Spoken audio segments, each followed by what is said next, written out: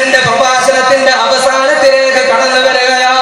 ഒരിക്കലും ഈ വിഷയം ഇവിടെ പൂർത്തിയാകുന്നില്ല.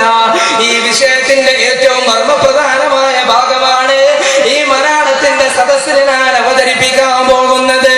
അല്ലാഹുവിന്റെ വിശുദ്ധ ഖുർആൻ. ഉലൈക ലഹും അദാബുൻ മുഹീൻ.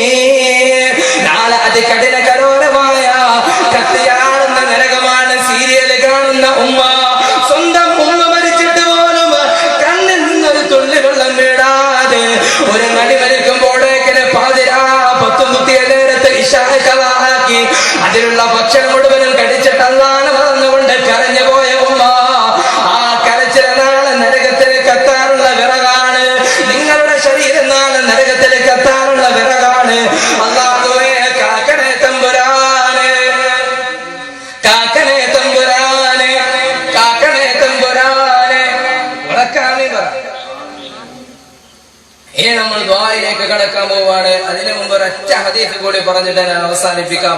ഇതൊക്കെ ഒരുപാട് വിശദീകരിച്ച് സഹോദരങ്ങളെ, ഒരൊറ്റ ഹദീസ് കൂടി പറഞ്ഞിട്ട് ഞാൻ അവസാനിപ്പിക്കുകയാ. അല്ലാഹുവിന്റെ വിശുദ്ധ പ്രവാചകൻ നബി മുഹമ്മദ് മുസ്തഫ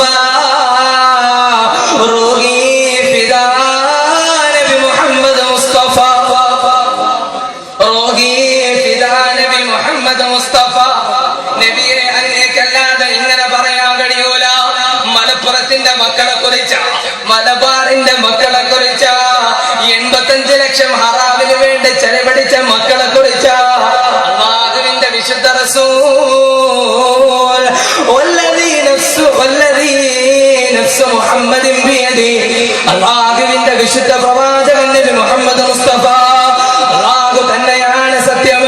എന്റെ ശരീരം എന്റെ നഫ്സാരുടെ കയ്യിലാണോ ഉള്ളത്, അതിന്റെ ഉടമസ്ഥനാണ് സത്യം.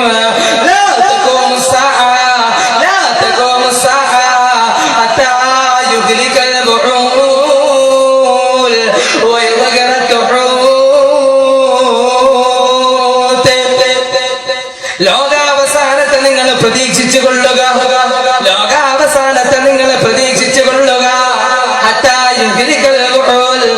സാലിഹീങ്ങളായ നല്ല ആളുകൾ നശിപ്പിക്കപ്പെടും. അവർ സമൂഹത്തിന്റെ മുമ്പിൽ ഒന്നുമല്ലാതെയാകും.